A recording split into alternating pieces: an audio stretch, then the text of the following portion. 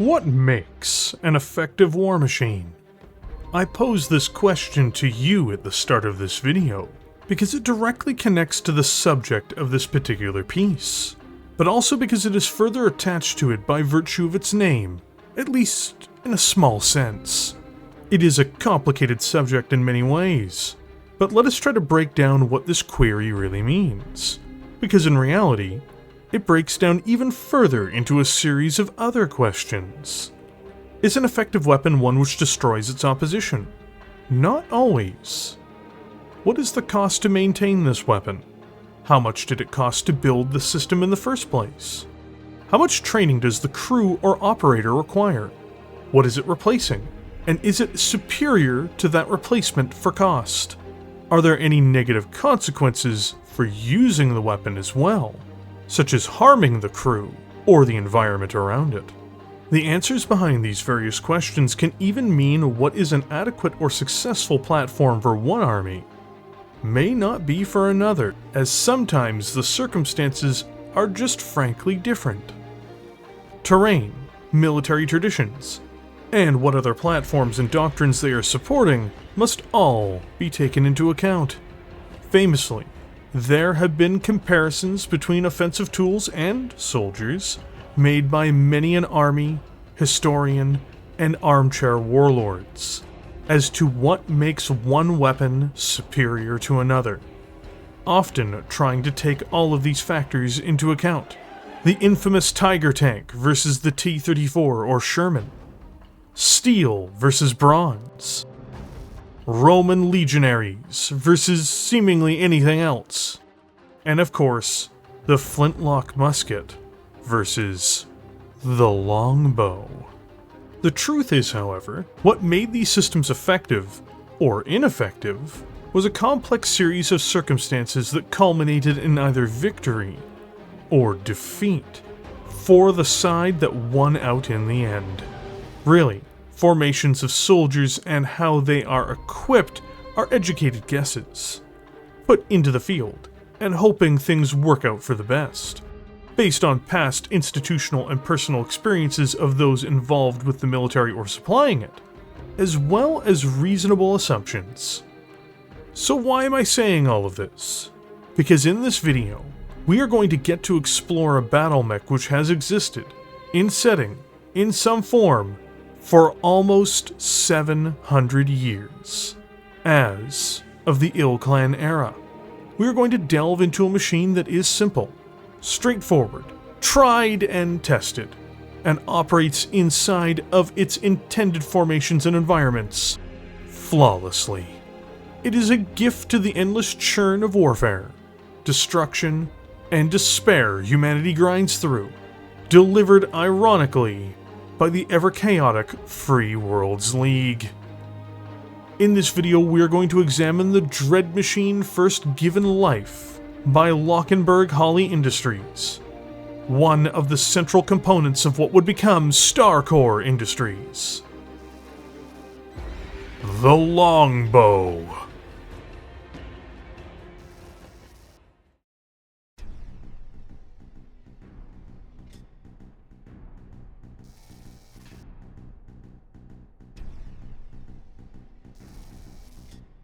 To understand the world that brought such a devastating force into it, namely, the longbow, we must first look at the circumstances hovering around its creation. By the 25th century, humanity's footprint had grown wildly, and rapidly, over the preceding 3 centuries, with major populations emerging throughout the grand expanse surrounding the Earth. Originally, this had more or less been governed by an entity known as the Terran Alliance, which itself had been born from a legacy supranational entity on Earth. Eventually, managing this ballooning region of space became too much, and this super entity began to retract from its obligations across the stars.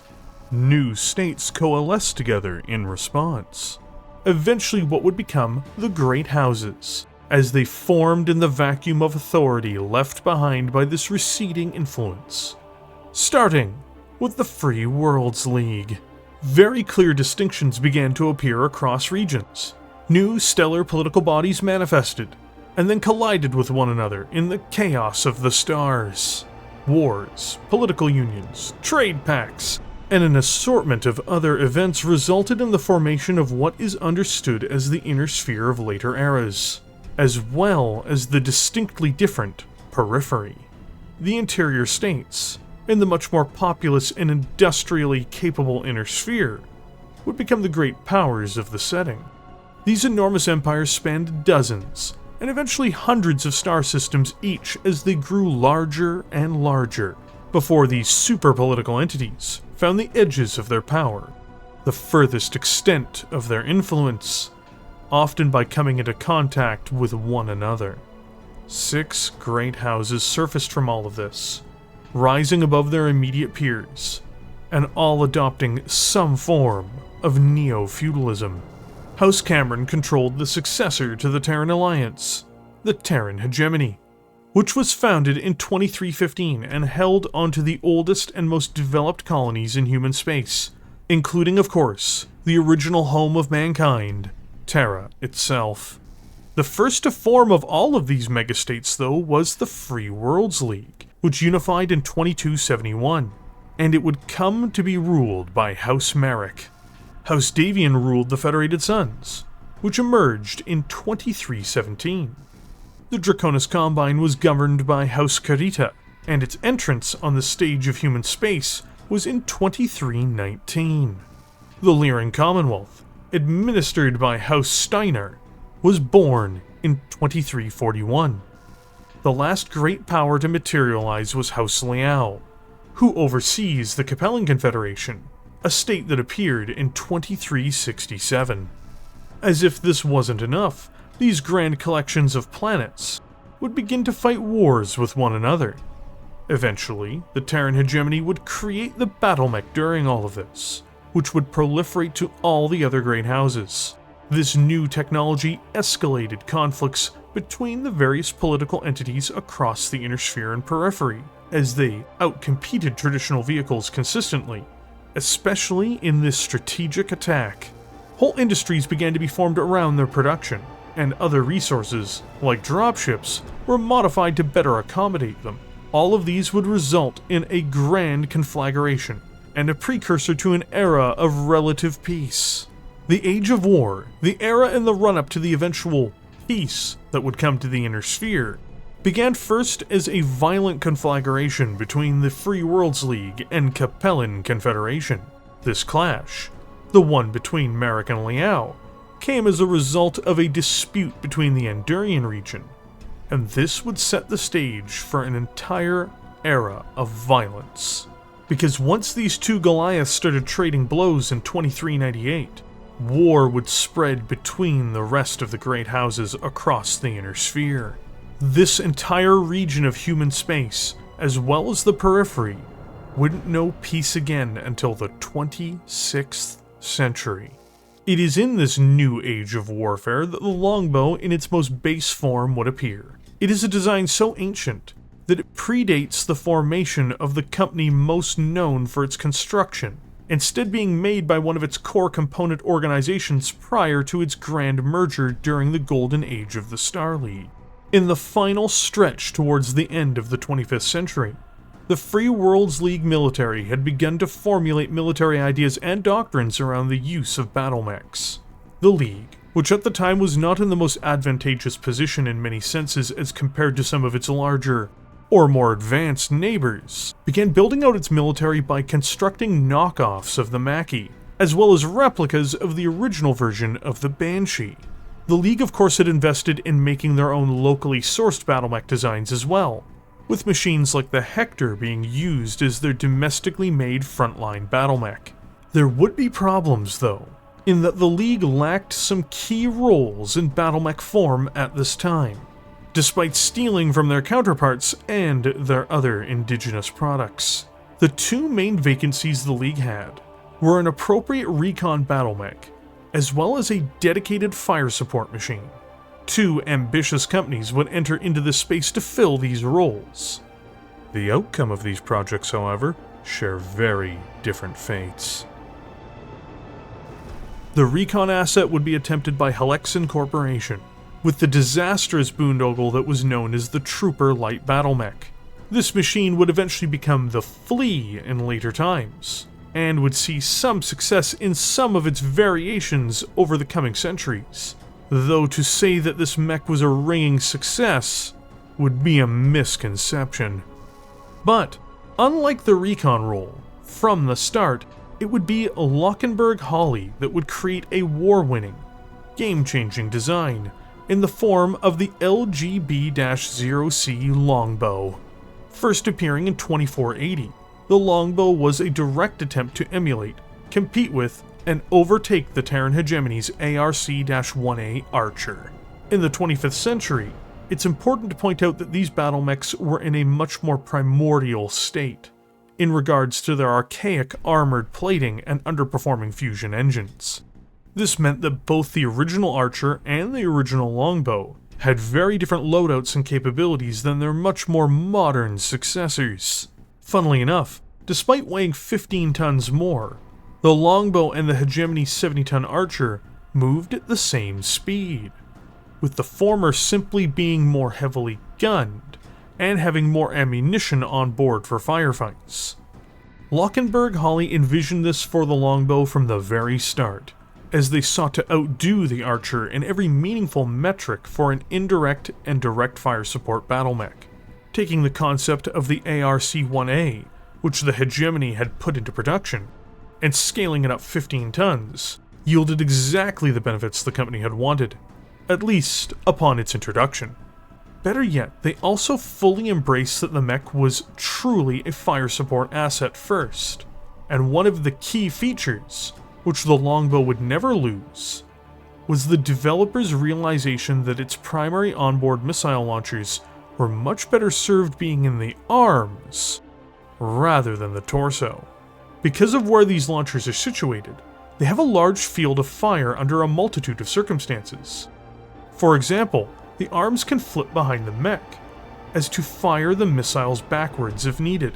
This means that the Longbow also had the added benefit of not only having more internal structure and ammunition, but also greater use and flexibility of the primary weapon systems the mech was built around.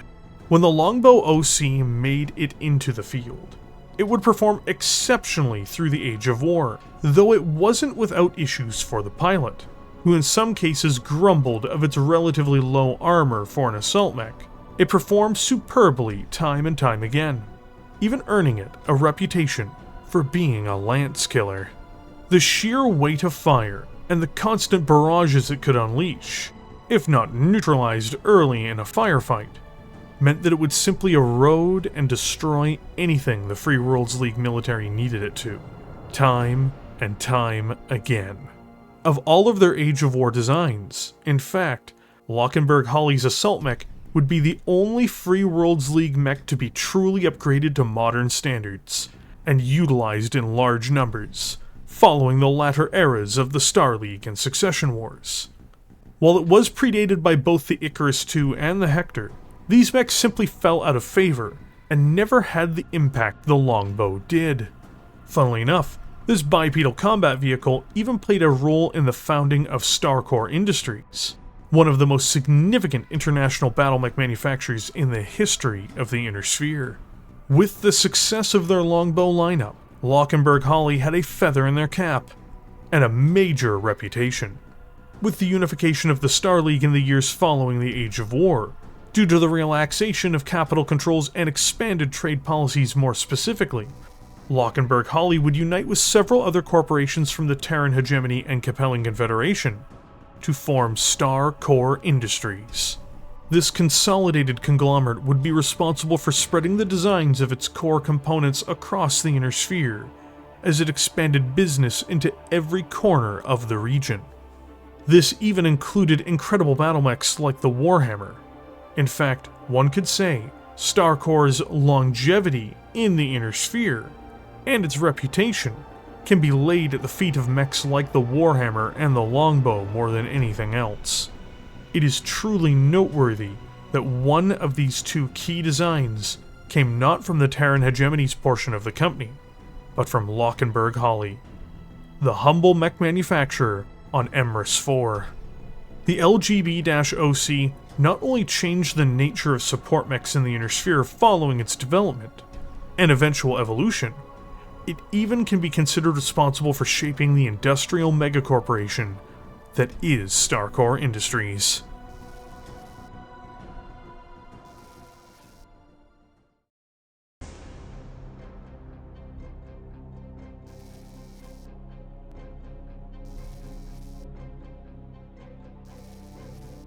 An assault mech weighing in at 85 tons.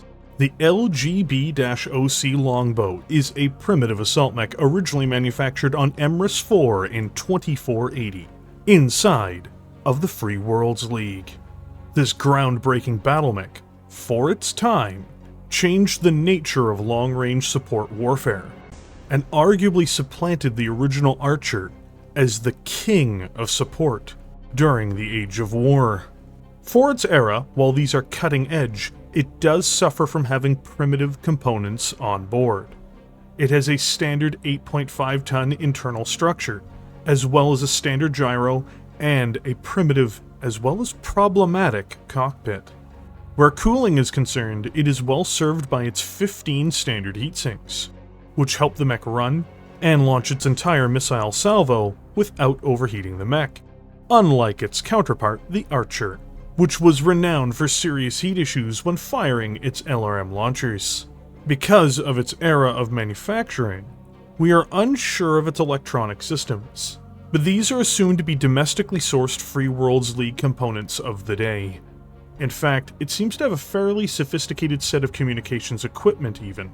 For quirks, it has an overwhelming number of them when using the advanced rules. To start with, it has the improved communications trait, as well as extended torso twisting. The latter gives it an excellent ability to lay down fire across even a greater field than its arms would normally allow. It also benefits from the searchlight feature as well. Where things get a bit more dour is that it has a cramped cockpit, which can be problematic for the Mechwarrior within, as well as weak legs. Finally, it has obsolete 2506, meaning that after this date, supporting it is more than troublesome. All of these traits, to be clear, only apply in the advanced rules. The OC is a perfect example of early fusion engine technologies, which are both more restrictive and heavier than the more traditional engines which exist during the mainstream era of Battletech. Normally, a fusion engine in-universe and in the tabletop statistics of the game would be installed by levels of 85 for an 85-ton mech, meaning that the sizes listed in this case would be 85, 170, 255, or 340. But because of this mech's primeval power structure, the LGB-0C comes instead with an awkward 310 primitive fusion engine of an unknown type. This power plant weighs in at 20.5 tons, taking up a huge chunk of the mech's weight, and only giving it the performance of a standard 255 power plant. To give some perspective, later variations of the Longbow, using standard engines, moving the same speed, have a 13-ton engine, by contrast. All the same, this engine carries the Longbow across the battlefield at 54 kilometers per hour, which for its time is more than sufficient. That speed, by the way, translates into 5 movement points in the tabletop game. While this would be the definition of a slower asset in the latter eras of Battletech, it's important to note that this is the same speed as most heavy mechs for this time. For example, both the ARC-A1 Archer and the TDR-1C Thunderbolt, both mechs which fall into the heavyweight bracket, move at this speed. During the early ages of warfare that the Longbow OC emerged in, defensive assets came at a much higher premium than later times. Even standard plating, which can often be seen as being relatively heavy for what it offers, brings dramatically more protection to the table than primitive armor, which is the exact kind of plating the OC comes with.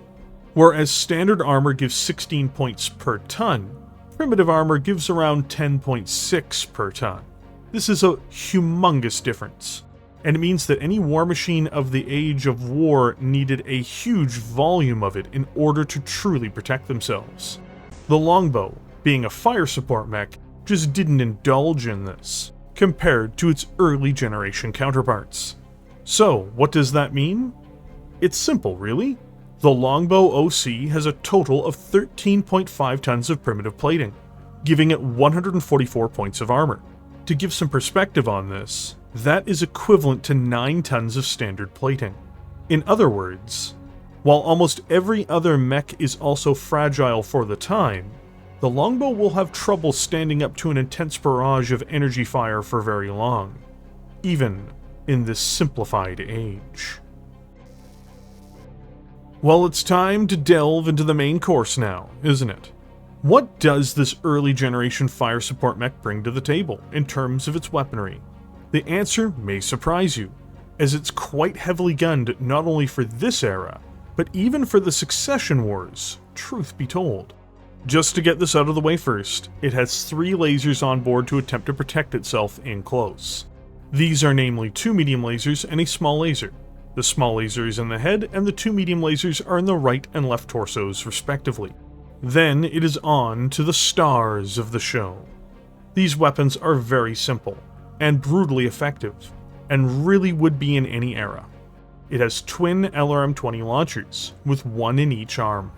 These can fire in a wide field of fire due to them being arm-mounted and due to its extended torso twist ability. They also have an enormous threat range of 21 hexes, more or less being able to make it rain wherever it is needed. They also benefit from being able to indirectly fire at targets, which is enormously important for this machine being successful. Another boon is it having 18 rounds of ammunition per launcher, giving it enough rounds of fire to last throughout a protracted engagement, or several smaller battles. There is the drawback of minimum range penalties, but this is just the reality of being a fire support battle mech. Overall, for an early design, one even predating introductory technologies, this 85-ton warrior is extremely heavily armed. There is a reason that the Longbow OC made such an impact in the earliest era of battle mechs, and secured the overall design a near permanent future in the setting. It moved at the rate of battle. It was as heavily gunned as an archer, but with more sustainability and flexibility as a fire support platform. It was as protected as a mech in this role would have been expected to be in this generation of warfare, despite having some shortcomings should it be too much of a focus of the enemy's attentions. The only true weakness it possessed would be its formation and outer defenses abandoning it, allowing faster and more close-range oriented battle mechs to come inside of its minimum range. But this applies to any missile boat. What's most interesting is that despite being a refined archer for its era, this initial longbow, the initial success story, would spawn a mech which forged its own path in the centuries to come.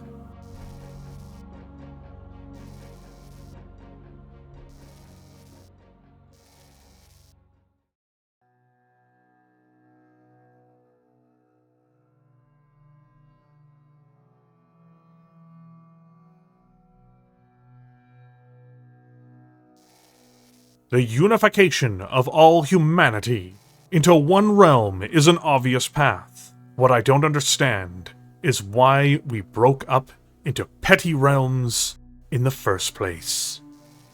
Lord Ian Cameron, to his high advisors, as quoted in The Statesman of the Stars, by Duke Torrance Farrell, Belgrade Press, 2599.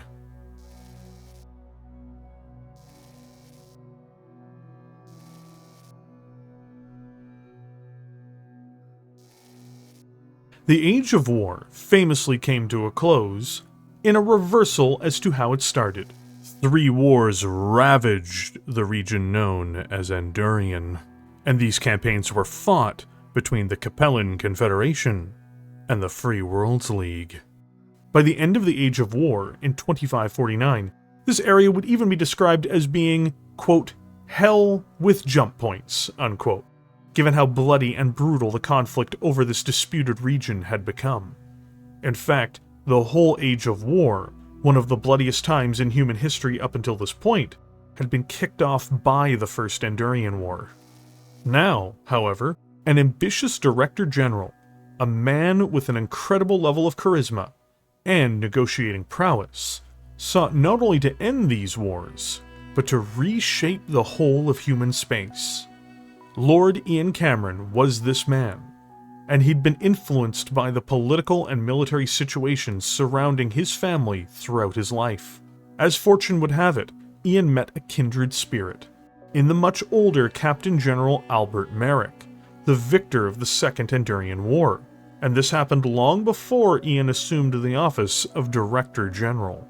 Albert had become uneasy with the bloodshed and destruction of the Age of War, and while meeting a 17-year-old Ian Cameron, the two found common cause and ideology in their discussions.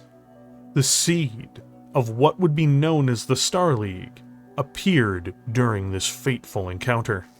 Unfortunately for the Free Worlds League and Capellan Confederation, in 2551, Liao Terrans, the new Chancellor of the Confederation and House Liao, would wage a war for Andurian to prove his own strength and determination, and as a way to show that he was more worthy of the role than his recent predecessors. After 5 years of near-pointless conflict due to the power imbalance of the two sides, Captain General Albert Marik and the Free Worlds League would achieve victory once more, though at a heavy price. On the field of battle that was Andurian, from the time of the opening of the struggle all the way to its close, the Longbow OC, the original inception of the design, would have been a decisive asset for the Free Worlds League military. But there were new arrivals as well. The Longbow would evolve into a form which has yet to entirely pass from the inner sphere since its arrival. A new cutting-edge model, for the time, the Longbow OW, would emerge from the League. This monstrous machine, which had begun to supplant and replace the original OC, removed nearly every shortcoming the original mech had, in terms of its simple and backwards construction at least. The first of these monsters walked off the assembly line on Amaris 4 in 2529. Unfortunately for House Liao, this was in time for the Second and Third Andurian Wars. The Longbows and Free Worlds League military's victory in Andurian, however, would mark the final triumph of the Age of War, and the beginning of something just as, if not more, catastrophic. Peace would come from a man at the center of the inner sphere, Ian Cameron. Ian had been attempting to negotiate the framework for what would be a united human government under the Star League in secret for some time. Trade, cooperation, benefiting the Terran hegemony the most, of course, would be the vision of the future. Feudal lords could set aside their differences. Peace and prosperity would come to all within the organization, of course. And the Periphery would be made to join, whether it wanted to or not. Though many of his initiatives were not met favorably for years, starting in 2551, Cameron was never a man willing to give up. By 2556, only seemingly the Free Worlds League fully or somewhat shared Ian's vision. But this would change, with the clear and decisive defeat of the once stubborn Chancellor Liao Terrans. Negotiations on Terra to achieve a lasting peace were started by Ian Cameron, who had invited both of the warring leaders to Terra, though he also wanted to unite the realms in his vision. Through hard negotiations and concessions in abundance from both the Terran Hegemony and Free Worlds League, the Capellan Confederation agreed to unite with these two states to form the Star League. This peace and unity were achieved through the Mariks, despite clearly having won the conflict with their neighbors' aggression, agreeing to cede much of the contested worlds to the Confederation that they had been fighting over for some time. Albert and Ian were more than willing to sacrifice for peace and stability, going forward. Prosperity would follow. The Star League was born in secret in 2556 as a result. The remaining great houses would find themselves, one by one, joining the alliance as promises were made, or as threats were issued. While Director General and First Lord Ian Cameron's charisma played a significant role in bringing other houses on board, it should also be noted that Captain General Albert Marik would often play a clandestine or even threatening role as the two worked diplomatic magic to slowly, but surely, draw all peer states of the Inner Sphere into the greater unified entity of the Star League. But you may be asking, how does all of this play into the Longbow? Because the unification of the Star League, after the Age of War, would see the Longbow proliferate well past the borders of the Free Worlds League, and it would become a staple of every military in the Inner Sphere, and most prominently, the Star League Defense Forces. This 85-ton colossus, first in the form of the LGB-0W, would march with the forces of the now unified Star League to achieve First Lord Ian Cameron's vision of all of humanity united under that Star League, in the bloody and horrifying Reunification Wars. As I see it, you have two choices. You can join the Star League, or you can join the Star League. Either way, you'll join. Whether you join as a full partner, sharing in the benefits of the League's wealth, or as beaten and bloody slaves forever in chains, it's a decision totally your own. Duke Gregory Webson, Star League Emissary to the Taurian Concordat, 2575. The Periphery militaries that stood against the ambitions of Ian Cameron, as well as the other House Lords, were by and large significantly less technologically sophisticated, armed, and equipped than their Great House counterparts, or the SLDF, barring, perhaps as a small exception, the Taurian Concordat. But what these forces lacked in the realm of firepower, or even manpower, they made up for in stubborn determination, entrenched positions, local support, and short supply lines. What was meant to be an easy victory on behalf of the Star League, something to be over and done with within a short period of time, dragged into a violent bloodbath that lasted for decades. In the Pollux Proclamation, after sanctions, brush wars, diplomatic incidents, and a series of other insults and injuries, First Lord Ian Cameron even had the arrogance, and perhaps delusional self-centric narcissism, to declare himself the effective ruler and protector of all mankind.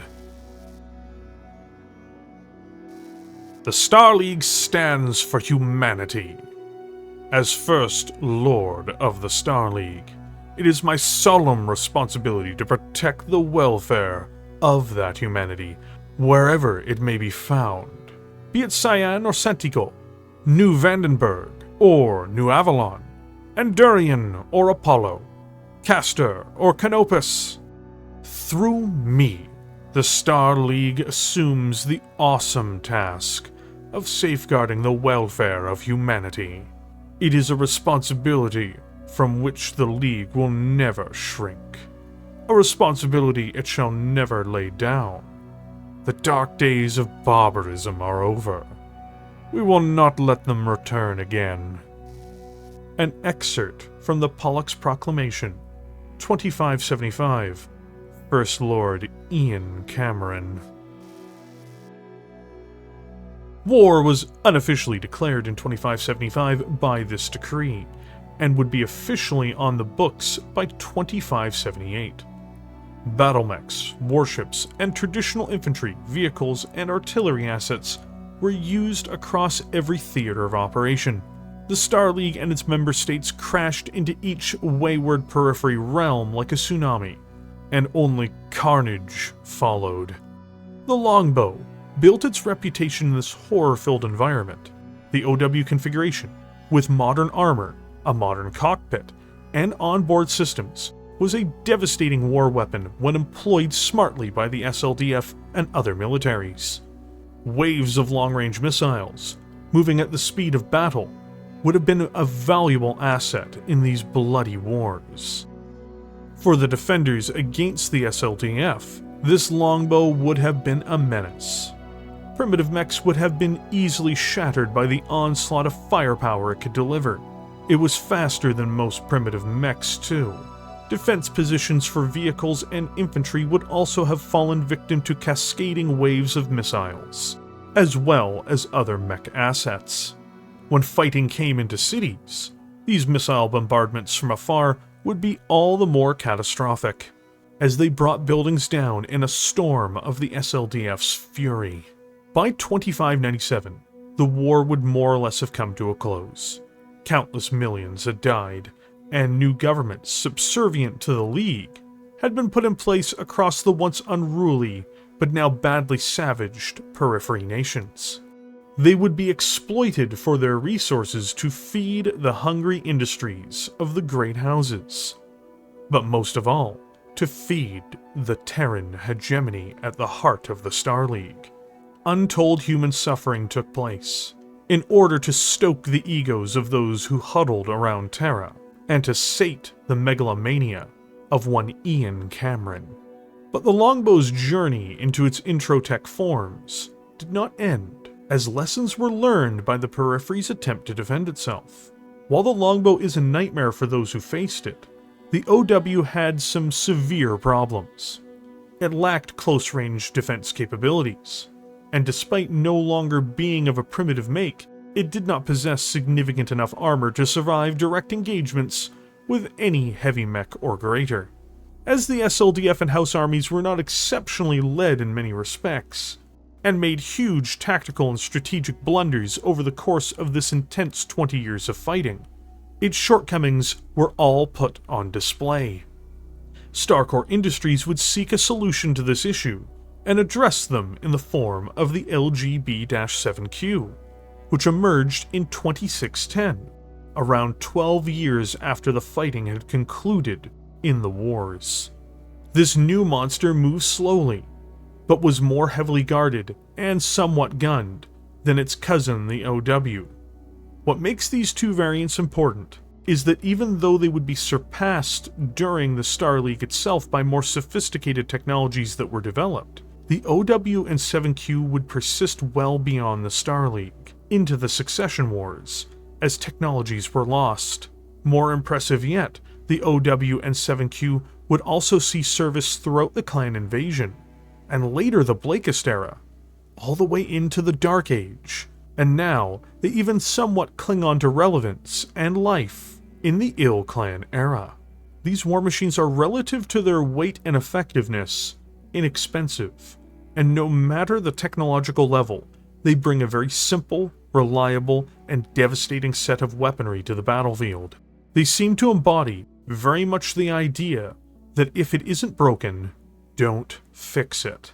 So, spanning from the Reunification Wars through to the beginning of the Ilclan era is the legacy of the core configurations of the Longbow. Time would see other variations rise and fall with the introduction and availability of technologies. But these would always remain in some regions of human space.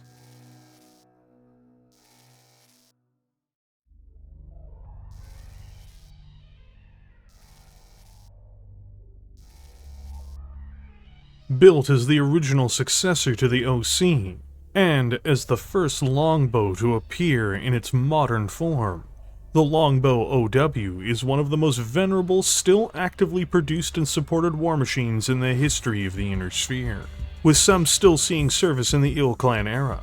Simple in its role and function, this battle mech is still problematic for its enemies to encounter, if it can avoid being directly engaged. Interestingly, as Starcore could have not formed under its initial manufacturing, as there was no Star League at the time, the Longbow OW is likely the last longbow configuration designed and built by the Free Worlds League-operated Lockenberg-Hawley Industries, prior to mergers that created the much more famous Starcore Industries sometime later. Manufactured in 2529, this is the first version of the longbow to shed the restrictive, primitive mech features which burdened the OC. So, what does this mean? Well, it means that it has a standard gyro, internal structure, and cockpit.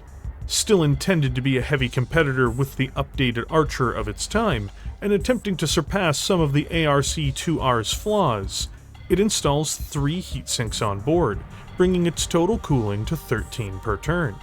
This allows for it to walk and fire both of its LRM-20s in a single round without overheating, a feat which archers of their day cannot make a claim to. Unlike the OC, we also know the specific electronic systems it uses on board as well. For instance, it has a OP3000 ComSat communications package, as well as an Octagon Tartrack System C targeting and tracking system. The advanced rules for the longbow are a mixed bag, much as before, but there are some genuine advantages to it. To start with its stronger attributes, it has anti-aircraft targeting, letting it more easily track and destroy air forces on the tabletop. Next, it has Searchlight. For campaign play, it also benefits from being ubiquitous, which can help it in campaign games when it comes to finding replacement parts for the battle mech itself. Unfortunately though, it also has the hindering effects of having minimal arms. This means, if using the advanced rules, the longbow may struggle to get back up if it's knocked over. Perhaps one of the great missteps of the OW and the designers at Lockenberg Holly was their approach to movement for this longbow.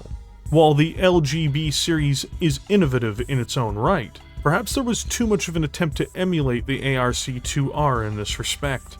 And the reason I say this is that the longbow sacrifices a great deal to move at the same rate of battle as the heavy mech it competes with. While the more simplified and backwards variations of both mechs in the past moved at a slow 54 km per hour, the Archer would see an upgrade to the new speed of battle now emerging in the latter portions of the Age of War and Reunification Wars, which was 64 km per hour. To mirror this effect, the LGB-0W installs an enormous 27-ton Strand 340 Fusion Standard power plant, and that does indeed let the mech move at the same pace as the Archer, which is 64 km per hour, or 6 movement points in the tabletop game. The problem is, the engine is 11 tons heavier than the Archer's, eating up almost the entire advantage the longbow series has for being heavier, especially when factoring in its higher mass internal structure as well. While this mobility does help the longbow keep pace with heavy mech formations, it comes at a steep cost in other respects, perhaps one which would have been better to embrace, rather than attempting to run with lighter mechs. In essence, it tries to have mobility and firepower, but forgets that it is an assault mech chassis. This second-generation longbow would unfortunately suffer enormously in the realm of protection. While its predecessor, the OC, had 144 points of armor, this was during a time where mech plating itself was largely less effective. The designers, seeing this level of armor as being entirely appropriate for an 85-ton assault mech, in this era of technological expansion, opted to just save the weight. Using new, relatively lightweight standard armor, it has the same protection as its progenitor, to a point, though it only needs to spend 9 tons on plating to achieve it. The problem is, 9 tons of armor on an 85-ton assault mech makes it one of the least guarded mechs in the weight bracket ever constructed. Ideally, and doctrinally, the longbow is not meant to be in direct engagements. The truth of the matter is, though, the opponents of the longbow and forces that deploy it don't necessarily want to play the same game plan as their opponents. Everyone on the battlefield is typically, trying to win.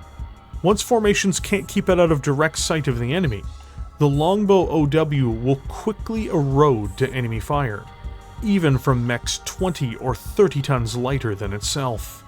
This was noted by pilots to such an extent that it contributed heavily towards Starcore's own next step in the battle mech's design and history. When it comes to offense, The Longbow OW does deliver overall, just because it's based on what came before, though it's not ironically without a few shortcomings even here. In its prior state, competing with the Archer, the OC came with more ammunition on board. The OW, however, doesn't do this, and instead opts to install more missile systems overall. To start with, it has twin Holly LRM-20 launchers, with one in each arm, the same as before. These have 12 rounds per launcher instead of 18, limiting its deployment time, unfortunately. Then, it backs these up with two Delta Dart LRM-5 launchers, to add an extra boost to the LRM-20's attack power. These are mounted in the left and right torsos rather than the arms. They have 1 ton of ammunition shared between the two of them, found in the most dreaded of locations for many players, the center torso. They have 24 rounds of fire effectively each. Finally, there is a small laser found in the head. What's the problem? Well, it generates a lot of heat from firing all of these missiles. It also has no real ability to defend itself inside of the minimum range of its LRM launchers. It is a pure support mech, and ironically, trying to outdo the Archer in this instance, it seems to fumble over itself. It's still extremely impressively gunned, terrifyingly so even, but there are flaws in this image, glaring ones, which pilots will have to try to compensate for when they go into battle. A mistake by their commander could be their doom. The LGB-0W Longbow is a flawed approach at being a missile boat, at least for its time. It can't defend itself, or even give the illusion that it can defend itself at close engagements. It moves at the pace of heavy formations, but it can't fight alongside them, due to its grossly inadequate protective plating. It has more LRMs than the Archer 2R. But unlike their primitive counterparts, it begins suffering from the same heat problems as the Archer if it uses them. It's impossible to say that the LGB-0W is a bad mech, because when deployed in ideal conditions, it will be an incredibly dangerous and powerful asset to the side that it is deployed on. This is why it's still in service, even in the Ilclan era, albeit in an increasingly sparing capacity. It is abundant, easy to repair, easy to put into the field and support logistically, and can deliver hellish barrages regardless of the era. Its glaring faults don't discount this reality, but it does mean its operators must be aware of these issues. In spite of surviving for 600 years, the Longbow OW would not be the only ancient longbow still in production and distribution. Starcore Industries would build a multitude of other models as it came into existence, while keeping the originals in production as well, of course. Taking into account a series of criticisms, and building a longbow to keep in line with assault formations, a devastating update would be assembled by this major mech manufacturer. The LGB-7Q would be conceived to fix heat-related issues with the OW, as well as to address its lack of armored protection. It is hard to argue that the 7Q, when it manifested in 2610, with lessons learned from the reunification wars, didn't do just that. Doctrinally, it would need to be employed slightly differently, due to factors which changed the nature of how the mech operated. But it is still considered by many to be the ultimate intro tech LRM platform. Getting started with its cooling, this is clearly greatly enhanced, as the mech comes with 12 additional tons of standard heat sinks, letting it shed 22 points of heat every turn. This 85-ton monster will never overheat with its current loadout as a result. Due to the era and technological level of its construction, the 7Q has a standard gyro and cockpit. On the electronic side, it actually does differ in some ways to the core model. Namely, it has an OP3000 ComSat communications package, or alternatively, it can come installed with an Irian Telstar system. When it comes to targeting and tracking electronics, it comes with the Anti-Air Flak System 1, as well as the Octagon Tar Track System C. Traits are typically shared across entire chassis for most battle mechs, unless specifically noted otherwise. So the Longbow 7Q has the same benefits and downsides as its cousin, the OW. Mobility is destiny in Battletech. A lightning-fast medium or light mech is going to be inserted into various roles, likely based on how quickly it can move across the field, and this will often inform its loadouts as well. The inverse is true too, however. When Starcore Industries opted to stop chasing after the attributes of the Archer more specifically, it did have a cost to the Longbow. Its increased tonnage over its rival meant that there were diminishing returns while trying to keep pace at 64 km per hour. The 7Q, however, discards the notion of keeping up with heavy mech formations, and moves at the pace of breakthrough formations instead, and this has a major alteration to the mech's components in other realms. This change starts, as you can guess, with its engine. As opposed to having a 27-ton Strand 340, the Longbow 7Q has a much more reasonable 13-ton Strand 255 standard fusion engine, which allows it to travel at 54 km per hour, or 5 movement points in the tabletop game. This slow pace is both an issue and not an issue. Much like its cousin, it's not meant to be on the front lines per se, so it's less likely to need that mobility. But that also means that it can't keep up with lighter formations. Still, when enemies are dug in and a battering ram is required, this lumbering behemoth appearing across the battlefield should give anyone pause. The biggest single change to the 7Q, beyond its cooling, is frankly its defense. While 9 tons of standard plating is deeply inadequate for an assault mech, and even most heavy mechs, 14.5 tons is most definitely not. With this volume of plating, the 7Q has an impressive 232 points of armor, almost 100 more than the prior entry in the design. It makes the Longbow a walking fortress in comparison to any heavy mech, barring such examples as the ever-famous Orion. This also means that the Longbow can weather fire from direct engagements for long enough to either be rendered assistance, or to simply blast its opponents into scrap before moving on. What's fascinating about the Longbow 7Q is not so much what changed between it and its cousin, but rather what doesn't.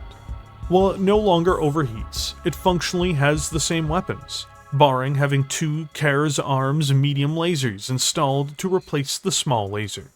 This weapons package now goes on to benefit from no longer overheating the mech under almost any conditions, but having the drawback of having the same more limited quantities of ammunition. While 12 rounds of LRM fire is enough for a single engagement usually, it can be found lacking in a campaign scenario. One can't help but feel that removing 2 tons of heatsinks for 2 more tons of LRM ammunition would have likely been the best outcome for this long-range platform. The real question is, when looking at the 7Q, did it solve more problems than it created? The mech moves slower, and can't keep pace with heavy and mainline battle mech formations. Yes, but it is also no longer a lightly armored box filled with ammunition, awaiting for the enemies to simply ignite it. Instead, it is a heavily armored battle mech, and one with an abundance of cooling equipment installed on board, resolving its other major issues, to be clear. All of this came at the expense of only really fitting into a breakthrough formation due to its slow speed, without compromising at least part of the mobility of its allies. This seems like a reasonable trade-off, but it does mean that the mech is still vulnerable to fast-moving brawlers. But frankly, so was its predecessor. The only thing not left resolved, at least in my view, is its shortage of ammunition for its main LRM launchers. Either way though, the 7Q didn't need to revolutionize the weapon systems of the OW. It just needed to resolve its crippling defense and heat problems. And it most definitely achieves that.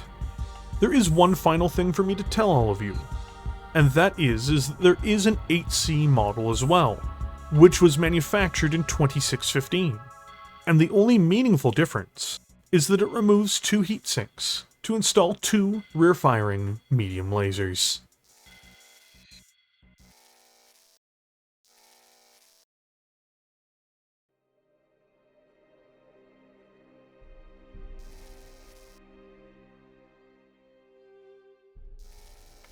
The Star League would reign supreme over the Inner Sphere for centuries following the Reunification Wars. Major international corporations would start spanning across this superstate, including Starcore Industries. During this time, with only a few exceptions like the Commando, Dragon, and a scattering of other national battle mechs, most war machines would end up finding their way into the Great House's inventories, as well, of course, as the SLDF, as trade restrictions were lifted. One mech that proliferated far more than anyone could have dreamt of when this first took place was the Longbow. What's interesting is that enormous militaries were raised and equipped by all these various states, but there was never really a war to wage. Yes, there were small brushfires that emerged between a few planets or borders from time to time, but by and large there was no real enemies left to fight.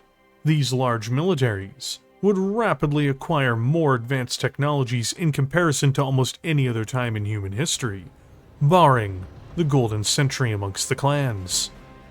These new, advanced, and slowly proliferating technologies would mean that battle mechs would see much more sophisticated advancements throughout their usage over the coming centuries, even if their more baseline variations were more common. For the Star League Defense Forces, the institution with the highest budget and highest privilege regarding military procurements, they would have a deluge of proprietary advanced battle mechs and configurations constructed for their use. And these would slowly trickle into the inventories of the great houses. There would also be the famous Royal configurations, meant for the premier units of the SLDF. But building these huge, advanced forces across the Inner Sphere, and eventually even the RimWorld's Republic, created a huge problem for when they were finally used. The Hidden Wars were something which happened, seeing many innocent people and soldiers killed, and that was before more open hostilities broke out between Davian and Karita. All of these armies, and the mass industrial base built for military procurement, created conditions that incentivized their usage. And they would be used. While the Longbow never really received a technologically sophisticated upgrade, its simple, reliable functionality meant that it would be a major contributor to the hellish nightmare that would be unleashed. Because eventually, after centuries of relative peace, the waters being still for so long, the storm would come. Infamously, Stefan Amaris murdered Richard Cameron III and usurped him, declaring himself Emperor of the Amaris Empire. The story from here is a well-known one. General Alexander Kerensky, head of the SLDF, returned as a sword of vengeance, and fought the bloodiest war in human history up until this point, clashing with the Amaris Empire until the capture and eventual execution of the monster who'd overthrown the Camerons. The bloodletting would not end, though. The succession wars followed suit, and Alexander departed with much of the SLDF in the years that followed the death of the Terran Hegemony, and the Star League itself. Many sophisticated battle mechs, like the Highlander, Flashman, and advanced royal variants of a variety of battle mechs were lost in the Inner Sphere to the sands of time. But the Longbow remained.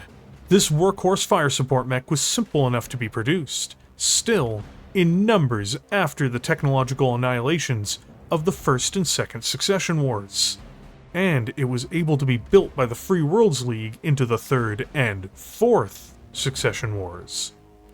During the late Third Succession War, it is noteworthy that its primary factory on Amaris 4 would be destroyed, but it would be rebuilt over the coming decades.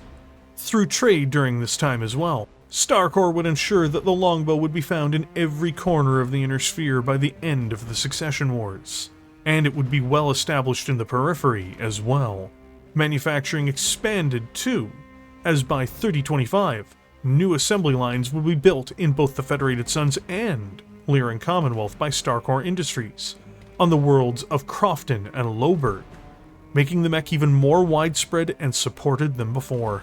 It is one of the most ubiquitous, reliable, and available assault mechs of this era, fighting in every major war under the banner of every major house, though their numbers would always be higher per capita in the Free Worlds League, at least by this point, the place of their origins. Truly, the Succession Wars were not good for any battle mech or manufacturer for a variety of reasons. But in the case of the Longbow, it was so broadly used, so broadly adopted, and so broadly available that it seemed to be one of the battle mechs that at least appeared to not suffer as greatly in terms of its place in warfare, and not nearly as much as many of its peers. There was really no risk of extinction, in other words, for Marik's missile monster. Though, the battle mech would be tested as never before in 3049, when the clans invaded the Inner Sphere.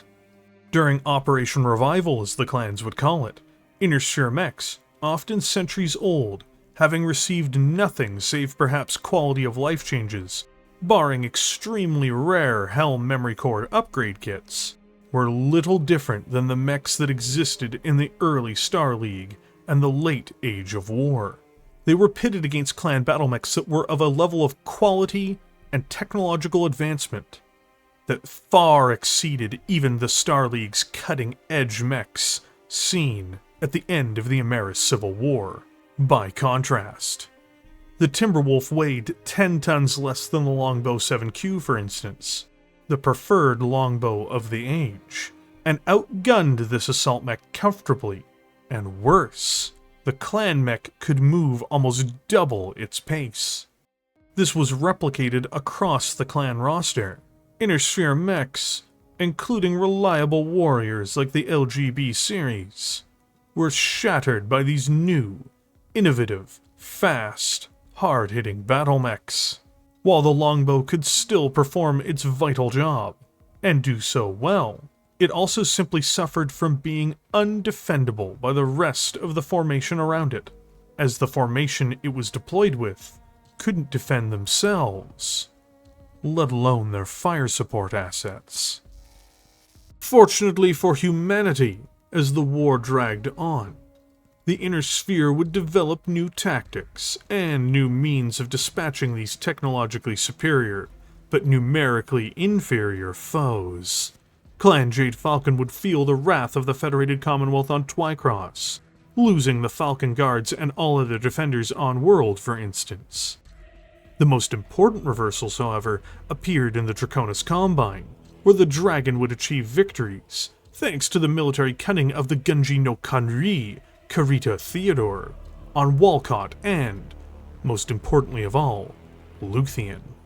In the latter of these battles more precisely, the Longbow, one of the most common assault mechs and fire support platforms in the Inner Sphere, would be on the victor's side, shattering the sword of both the Nova Cats and Smoke Jaguars.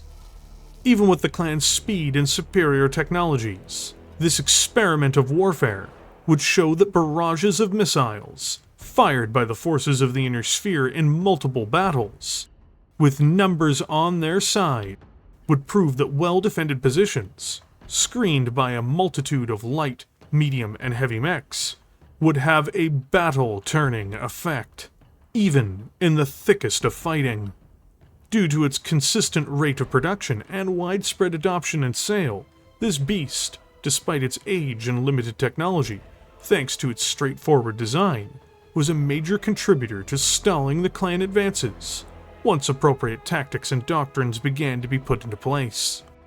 Even on Tukiad, the 85-ton bombardment machine would find its home inside the comm guards, unleashing waves of hell upon the invading clans in the trial to settle all trials. The story of the Longbow, from this point onward, was not one of unending success, either for it or for Starcore Industries. By 3055, in the interim years before the continuation of full hostilities between the clans and Inner Sphere, there would be a wave of new battlemech designs entering the Inner Sphere. And for the first time in centuries, the Longbow would face competition from multiple other dangerous, compelling designs from this new era. Battlemechs which filled the same niche, but used new, Star League-era rediscovered technologies. The Salamander, an 80-ton Lyran battlemech, would challenge the Longbow's supremacy in the Federated Commonwealth almost immediately. This impressive missile-based juggernaut was better cooled, possessed more armor, and had more missiles, as well as more ammunition for sustainability on the battlefield. In the Combine, the same proved true due to the arrival of the 95-ton Naginata, which possessed a similar quantity of missiles, once more with a higher volume of ammunition overall, and a mech which possessed an ERPPC and C3 computer as well. In the face of these threats to their market share in the regions, as well as to address the demands for a lost tech upgrade of the Longbow, Starcore Industries would embark on one of the most ill-fated mech refits in history. The Longbow was still a dominant force in the market, though of course it was in need of an upgrade, and what Starcore believed the market was asking for was not exactly the case. The Longbow 7V would be a radical departure from the original design in many respects. It used new engine technology as well as double heat sinks to save weight. It also did away with the traditional LRM-5 systems, before installing a large number of close-range lasers. This created a terrible outcome, as pilots were willing to engage in close-range battles against their foes, and did so while supporting the Inner Sphere XL engine, as well as an abundance of ammunition in its side torsos. Catastrophic losses took place as these machines were outmatched and crushed by their clan peers, as well as even by other Inner Sphere powers. Sales for the venerable, reliable missile boat cratered across the board. Traditional longbows were in low demand, despite their tried and tested stature, due to struggling to compete with new alternatives. Their new longbow, meant to redress the balance, was an absolute nightmare for the company, ruining the mech's reputation and even harming the organization's reputation amongst buyers due to poor decisions that went into it. It was even described by future historians as, quote, a PR nightmare, unquote. Even after the clans were vanquished, at least for the moment after the annihilation of Clan Smoke Jaguar, Starcore Industries knew it needed to heavily reinvest into its prestige, as well as trying to salvage the public image of their venerable and formerly excessively profitable battlemech. To do this, they would invest in a wide array of new configurations throughout the 3060s and 3070s, just as the Inner Sphere once more descended into its own self-inflicted hell, in the forms of the Federated Commonwealth Civil War and the Blakest assault on the Inner Sphere. Inevitably, the Longbow thrived in the conflicts of the 28th, 29th, 30th, and 31st centuries. While its fortunes seemed to wax and wane during the latter portion of the clan invasion, its reputation would be salvaged during Project Phoenix, and it would continue to thrive into the ages to come in the 32nd century.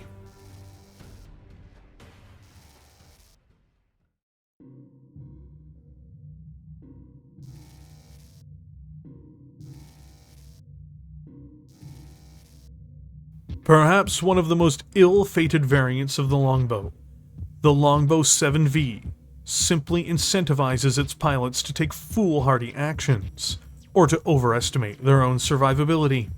In this brief explanation, we are going to look at, principally, why this is the case. It maintained a standard internal structure, gyro, and cockpit, as one would expect from this era, and due to it lacking the critical space necessary to utilize endo steel. The mech also installs a great innovation in double heat sinks, bringing its heat reduction to 28 every turn, which is great for its laser fire and saves tonnage. Its engine goes from being a 255 standard to a 255 XL, which is what frees up the most necessary weight on board, along with its heat sinks, in order to obtain its much more dangerous close-range weaponry. Where things begin to go wrong, however, is that the XL engine makes it very, very susceptible to engine destruction through the loss of a side torso. Considering 1/3 of all critical spaces in each side torso is the engine, and another third is ammunition, this means that the battle mech is allergic to incoming fire in the extreme. If the side torsos are pierced and critically hit, there is more than a reasonable probability the entire side of the mech will be blown off, which will immediately knock the mech out of combat through engine destruction. It does have a case, but it won't stop that from happening. Now, there are virtues to some of these, of course. It has twin LRM-20s with Artemis 4 fire control system, which is very dangerous when striking out as the Longbow series is intended to do. These are further backed up in a direct fire roll by an ER large laser. The missile and laser can be fired together without overheating the mech too, which is most certainly a benefit. For close encounters, it has 5 medium pulse lasers. These accurate, short-range weapons often make pilots feel like they can defend themselves to close-range attackers. But in reality, they often cause the longbow to linger in these engagements more than they should. They offer confidence in the mech being able to fight at close ranges, and some longbow pilots even deliberately use these mechs in this way due to their confidence in the lasers. This, of course, results in tragedy for the 7V, and happened so routinely that it impacted the quantity of units sold. The LGB-7V is considered to be one of the worst refit packages of its era in universe, and badly damaged the mech's reputation with pilots, commanders, and the mercenary units and states that procured it. One of the most common refit packages for the Longbow, and one which has been routinely assembled since its arrival in 3061. This war machine was a part of Star Corps' apology tour for the 7V, and is a much more conservative and survivable configuration of the Longbow series. That is, of course, the LGB-10C. It keeps much of what made the 7C so popular, while adding more close-range weaponry and quality of life upgrades to the mech. First, much like the 7V, it installs double heat sinks on board, bringing its cooling total to 28 and saving 8 tons of space on single heat sinks. It maintains 14.5 tons of standard plating, and doesn't utilize endo steel, once more saving on critical space. What's important is it does not install an XL engine, and retains the original Strand 255 standard power plant, saving on critical, but also allowing the mech to potentially lose its side torsos, and either keep it in the fight, or giving it the opportunity to escape a bad situation without the complete loss of the mech. Between this space and extra tonnage, the mech goes on to install a series of upgrades. Cases are added for ammunition in both side torsos. The LRM-20s in the arms and the LRM-5s in the torso are retained, with all 4 missile racks receiving Artemis 4 fire control systems, increasing the average damage per successful strike of each missile launcher. Then, 4 ER medium lasers are installed, with 2 facing forwards and 2 facing backwards. Overall, this is a superb update on the Star League era design, which lasted for centuries in the Inner Sphere, refining and upgrading what worked, without putting the mech in jeopardy otherwise. Perhaps one of the most heavily armed longbows of its kind, ever, the Longbow 12C is a radical upgrade over the original, built on Crofton, Amaris 4, Loughburg, and even St. Ives. This monster is perhaps at least in the running for the ultimate Inner Sphere missile boat. built not as a refit, like the 10C, and released the same year, the 12C makes a series of major alterations to the platform itself. Rebuilt from the ground up and attempting to wholly invest in what made the Longbow worthwhile, while entirely ignoring any pretense of it having even the most remote ability to defend itself in close. The 12C is one of the most lopsided machines ever built, but it most definitely does do the intended long-range missile support role like almost no other Inner Sphere mech can, before or since. It also, unlike prior longbows, changes out its electronic systems for updated versions of them, like replacing the 3000 comset for a 3950 comset N7, for instance. The engine is an XL variant once more, though in this case it's a Strand Martin 255, which frees up a vital 6.5 tons. Armored protection is reduced to 12.5 tons of standard plating, giving it only 200 points of armor overall, and its heat sinks are reduced to 12 doubles, letting it only cool 24 per turn. But in this case it is the perfect total for the mech to be clear. Now, you may be asking, what is so radically different about the LGB-12C? It has 70 LRMs.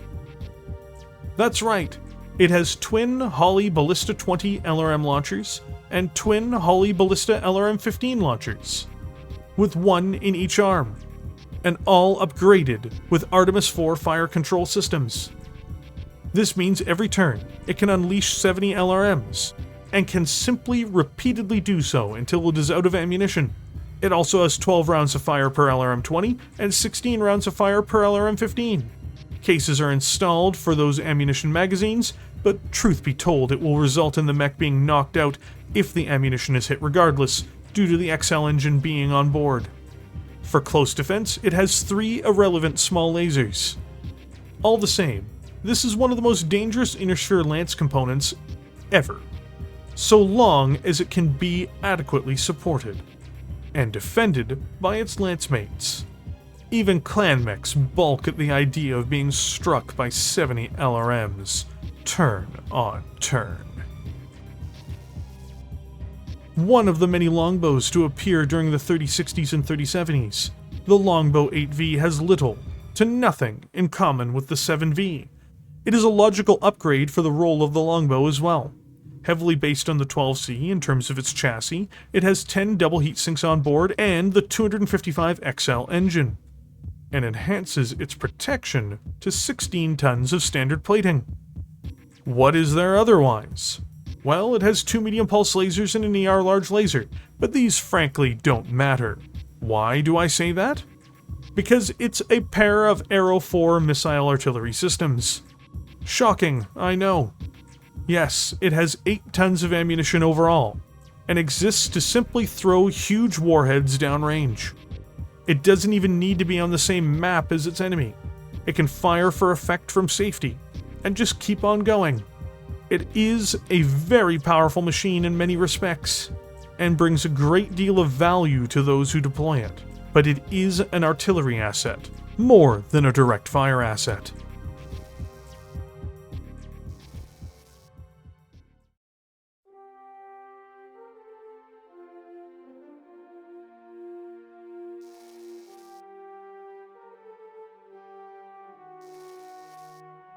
The world of Battletech would change radically with the Blakest assault on the Inner Sphere. The outcome of this would be Devlin Stone, the hero who helped put a stop to their madness, becoming the founder and leader of the Republic of the Sphere, until he was cryogenically frozen. For the Longbow, however, this eventual chaotic century would be business as usual. When houses and mercenaries start wars, it is always good business for Starcore Industries. There is a catch, however, at least in this case, for the battle mech, and that is that the border shifted a great deal before and during this time, changing who owned many worlds that manufactured the Longbow, but not who owned those facilities legally. St. Ives would return to the Capellan Confederation, meaning that the Longbow would see some manufacturing there. and it would make for the Longbow being more reliably supported and seen within the CCAF. The Confederation would find great use for these war machines in their ruthless campaigns against the Republic of the Sphere and the Federated Suns. The Fed Suns themselves would maintain their hold over Crofton without significant disruption, despite their major trials and tribulations starting with the HPG blackout. While other major manufacturing worlds like New Avalon or Robinson fell to the Dragon during Toranaga's campaign against the Draconis March and Federated Suns, Crofton continued to operate, producing these mechs in numbers and allowing for the armed forces of the Federated Suns to call upon them in their most desperate times. Steiner was once the master of two major worlds which built the Longbow, Sonhoya and Loberg, but would be faced with terrible calamities after the blackout, much like the Federated Suns, only catastrophically worse. The Commonwealth would lose their grasp on Sonhoya during the start of the 32nd century, before the blackout, which is a major industrial center. Sonhoya itself would continue to sell new battle mech production runs to House Steiner, but also to any other factions or houses which could afford it, and were able to have products shipped to them. And this of course included exporting the Longbow. Loberg's production remained uninterrupted, for the most part, barring the near collapse of the Lyran state during its failed venture into the Free Worlds League, and its bankruptcy. Long before the Lyran invasion, however, the Free Worlds League would shatter into its core components, where Emrys 4, the original home of the Longbow, would end up in the hands of the Orient Protectorate. The fragmenting of the League can be largely laid at the feet of Thomas Marik, the master of the Word of Blake, and Thomas Hallis, his body double, who allowed the League to be infiltrated and subverted on multiple levels, and centralized all power in the office of the Captain General. Regardless, the Protectorate would inevitably be the heart of the reborn Free Worlds League in the decades that followed, with the destruction of the Marik-Stewart Commonwealth at the hands of the Steiner-Wolf Alliance. That was in and of itself a short-lived collaboration which broke down itself shortly after the campaign. The Longbow's mighty missile barrages, in all of its manufactured forms, would be a major contributor to the reborn Free Worlds League military.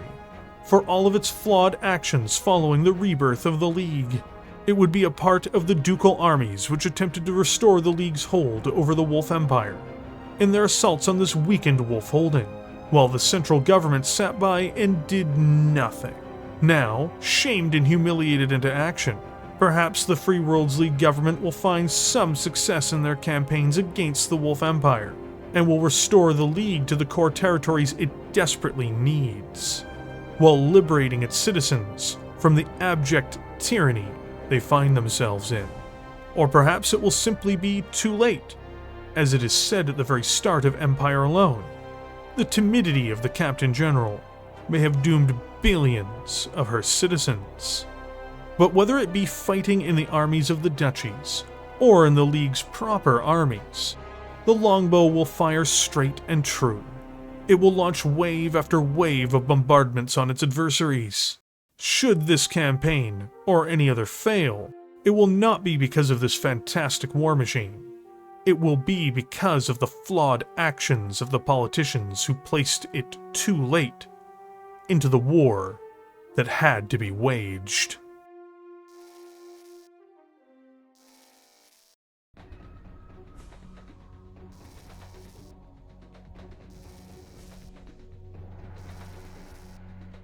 An update of the Longbow OW, much like the 14V series more than anything. The 14Q makes a series of changes. This 85-ton, expensive beast is meant to be more versatile, but at the expense of accuracy for its missile bombardments. Built in 3103, it is the first new variation of the Longbow to appear in the 32nd century.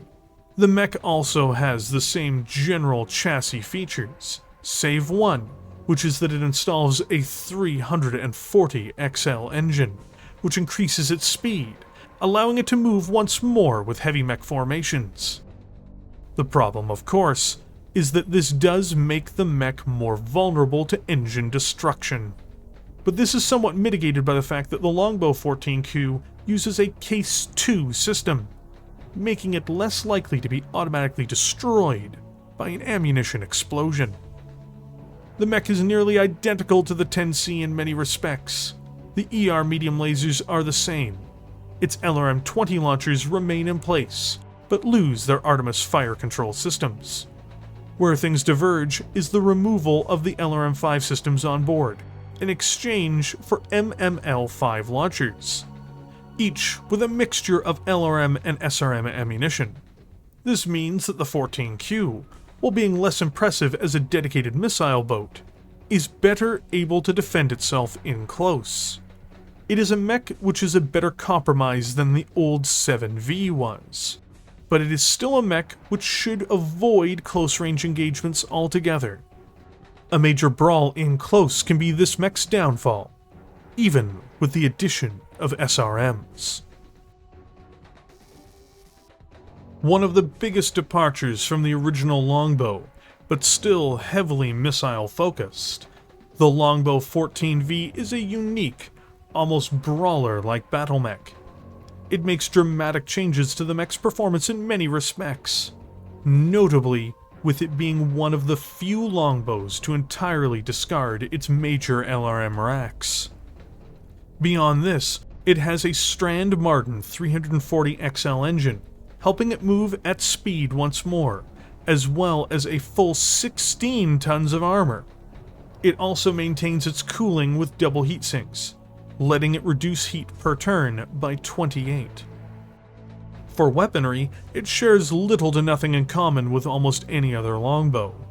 To start with, it runs two MRM-20 launchers instead of LRM-20s, both being upgraded with Apollo fire control systems.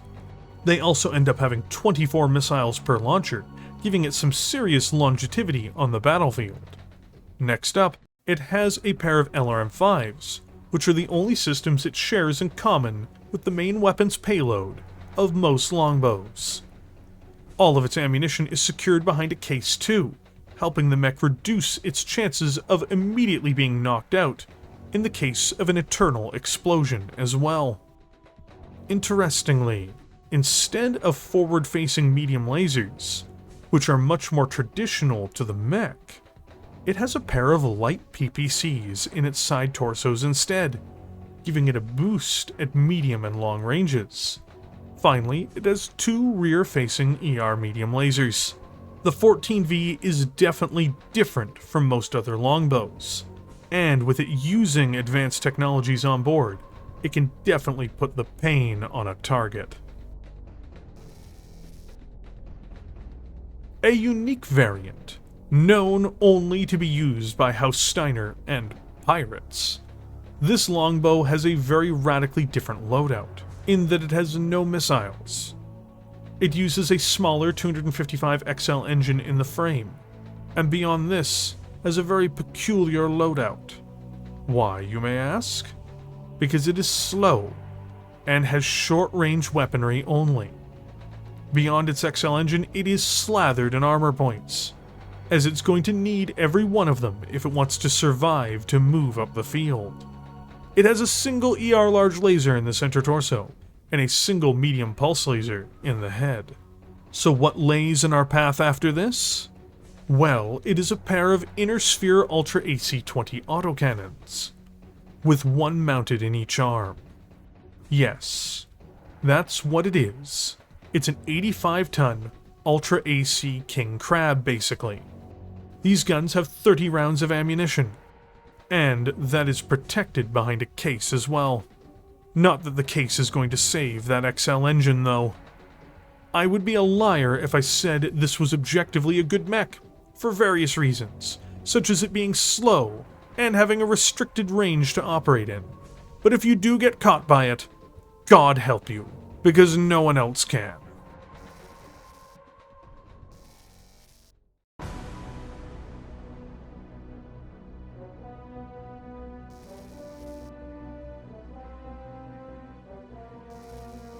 The Longbow is an indispensable force in the history of the Inner Sphere. More importantly, there are few mechs whose story extends as far back as the Longbows, and continue in their original role and purpose for the length and duration that it has. Built to be an answer to the Archer, in the opening of its operational life, it did just that, only it improved on everything the Archer was. As technology advanced, the two designs would diverge further, if only because of the scaling of their weight brackets, and the realms of what was possible as a result. The Longbow remained a steady, reliable LRM delivery system for 500 years in its 7Q and OW forms. It would survive and thrive throughout the Reunification Wars, the Star League, the Amaris Civil War, the Apocalyptic Succession Wars, the War of 3039, the vicious fighting of the Clan Invasion, Operations Bulldog and Serpent, the Fedcom Civil War, the Blakist Assault on the Inner Sphere, and the rise and fall of the Republic of the Sphere, and even now it thrives in the Ilclan era. In all of this time, this Goliath only started to change with the arrival of the clans. Only because of the stimuli of clan technologies as well, it should be noted. Now, it is one of the most adapted and modified chassis in the history of Battletech, at least for a non-Omnimech. A simple, rugged, reliable machine, which is broadly supported, has parts access across the Inner Sphere, and is available in huge numbers if needed. That is what it is to be a Longbow, and this is always available to fulfill the roles typically of a dedicated fire support mech. When the Free Worlds League first forged this monster in the 25th century, they had no idea that they had a war-winning, spectacular design on their hands until much later. Since then, it has been so successful that it's spread, even in terms of its manufacturing, across the entirety of the Inner Sphere. At the beginning of this video, I asked you what made an effective war machine. After this video, I hope you can now see and understand. The Longbow is a tried and tested platform. It is versatile as a chassis for major alterations. Its parts are broadly, logistically supported across the entirety of human space. It has a basic role, and can be employed in any environment where its general purpose, which is fire support, needs it, and it is simple enough and primitive enough to do so reliably. It rarely has been at the forefront of breakthroughs. Its designs are purpose-driven and easily fixed or replaced. And this, most of all, is its strongest virtue. The Longbow was built for war. It is not a dueling mech, but it will stride over the burning wreckage of its enemies, and of the cities of those they defended, so that its masters may lay claim to victory. It may have been built by the people of the Free Worlds League, but it must have been inspired by Nike herself.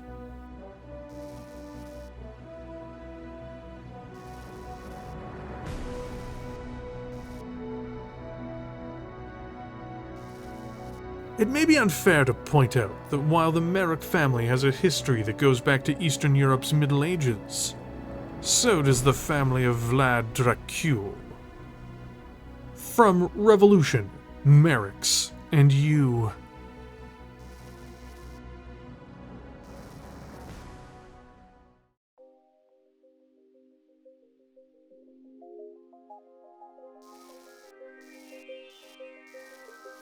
Thank you for joining me here today. As usual, if you enjoyed this video, don't forget to hit the like or thumbs up, and subscribe if you're new here for more great Battletech content. But let's talk a little bit more about other things here in the outro. Like how that was quite an adventurous video, wasn't it? Thankfully, there's only one video left in the near term that's going to be on the longer side of things, which will be the channel mascot video, The Rock. Beyond this, we're heading into me covering 5 Dark Age mechs that were voted on by channel members, and then we're delving into the 3055 roster, which should also mostly, thankfully, be shorter videos. Why did I choose to cover the Longbow when I did, you may be asking? Well, I'm glad you did.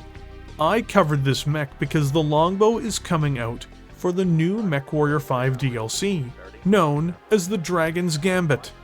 It's going to cover the War of 3039, which I think is absolutely amazing. I'm going to have a link to its Steam page in the top pinned comment. I believe this comes out on the 28th of September, if I'm correct. Also, full disclaimer, I wasn't paid to make this video or to say this by anyone related to Mechwarrior or Battletech. I just thought it was a great tie-in. I hope you all enjoyed this walk down war crime lane with me.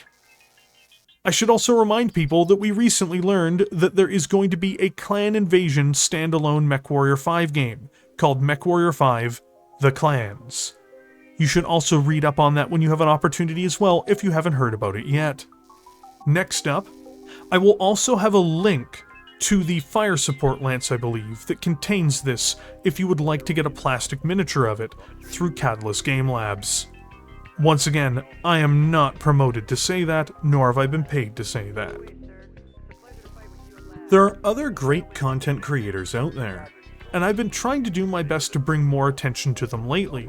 I want to remind everyone that Sven Vanderplank is doing a great Succession Wars series, a follow-up to his Star League and Amaris Civil War series, and you should check it out. Also, very generously, Sven allowed me to use one of the maps that he'd created for one of his own videos in this one. So a huge thank you to Sven Vanderplank for allowing me to use that image.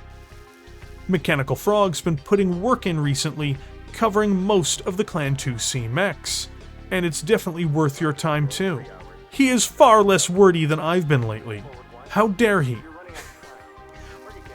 Also, The Beef, who contributed recently to the Direwolf video, is working on new YouTube content. Check out his channel and wait for it. It will be glorious, especially if you're a Mechwarrior fan.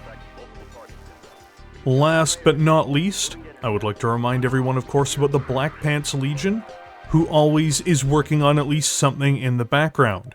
I also particularly want to thank Tex, because he let me actually utilize at least one image that was used in this video, just due to a lack of availability of Longbow art overall. So that was very generous of him. Also, a huge thank you to Eldonius Rex, who also agreed to allow me to use at least one image in this video. I am also going to have a link to Eldonius's art page at the bottom of the video in the top comment. Eldonius does incredible work, and you can buy prints of the art he does.